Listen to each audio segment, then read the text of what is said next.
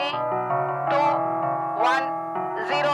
And we have a successful liftoff of Vikram S rocket.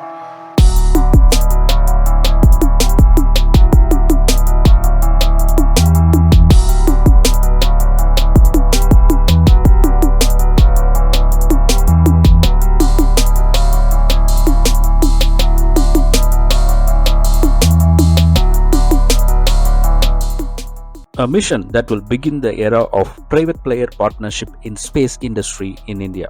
Vikram S rocket soared into the sky in 18 November 2022. Vikram S was launched by a private player called Skyroot, which is based out of Hyderabad in India.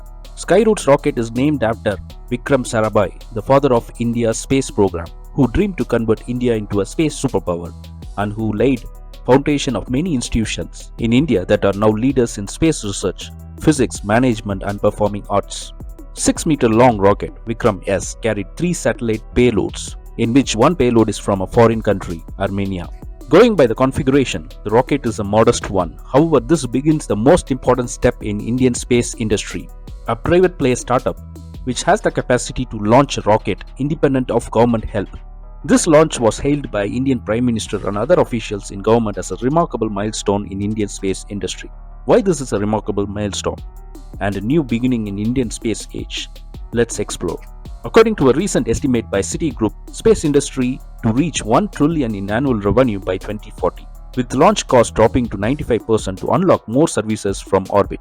This lucrative market will act as a catalyst for space startups.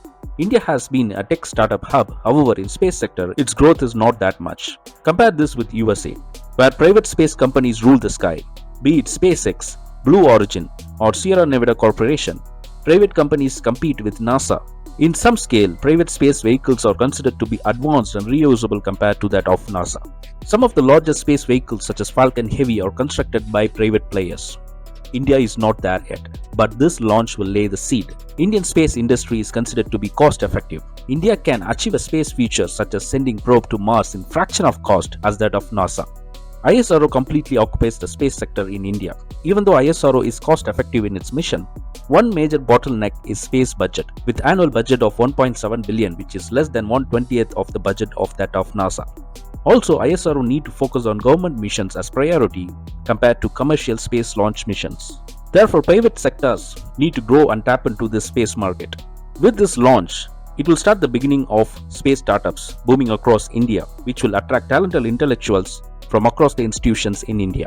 Many space aspirants and intellectuals move to USA to fulfill their aspirations, be it in private sector such as SpaceX or in NASA. There is a significant brain drain for India in this sector.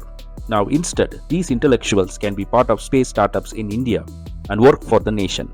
More than this, Indian space startups can compete for this trillion-dollar market and contribute to the Indian economy.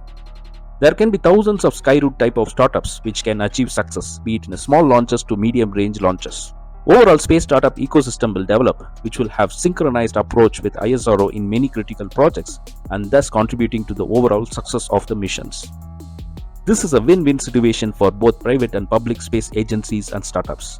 This is the reason for the entire country to cheer for Vikram S launch.